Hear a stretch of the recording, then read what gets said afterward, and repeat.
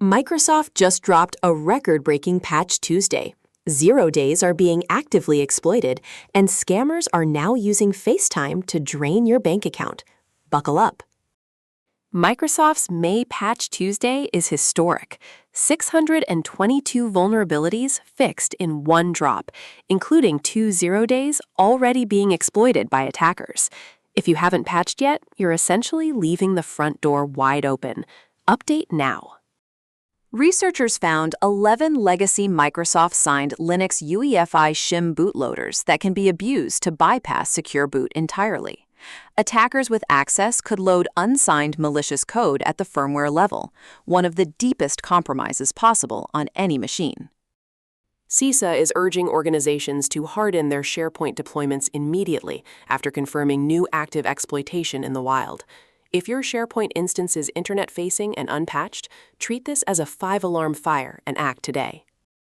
A critical vulnerability has been identified in LangFlow, a widely used open-source AI workflow tool. The flaw could allow attackers to execute unauthorized actions against enterprise AI pipelines, a sharp reminder that AI tooling carries real attack surface. Security researchers at Claude AI discovered that the Claude tag Slack integration can be manipulated to trigger unauthorized actions inside enterprise Slack workspaces. As AI assistants get deeper access to business tools, their attack surface grows with them. Malwarebytes is warning that scammers are now weaponizing FaceTime calls to socially engineer victims into handing over banking credentials or authorizing transfers. The video format builds false trust. If someone calls you unexpectedly about your bank, hang up and call the bank directly. Microsoft has released KB 5099539, an extended security update for Windows 10, keeping the aging OS patched beyond its standard support window.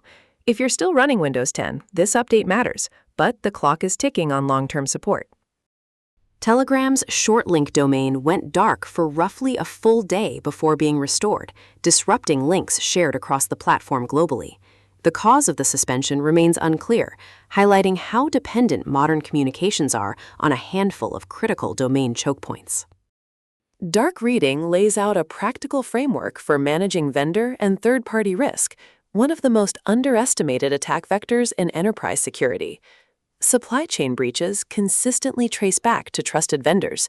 Knowing your partner's security posture is no longer optional. The broader implication of the UEFI SHIMS story is that Microsoft's historical code signing decisions continue to haunt the ecosystem years later. Revocation of these SHIMS must be carefully managed to avoid breaking legitimate Linux deployments while closing the security gap. That's your daily cyber briefing. 622 reasons to patch and 1 reason to stay informed. Subscribe for tomorrow's episode and check MonMyIP to keep your network exposure in check.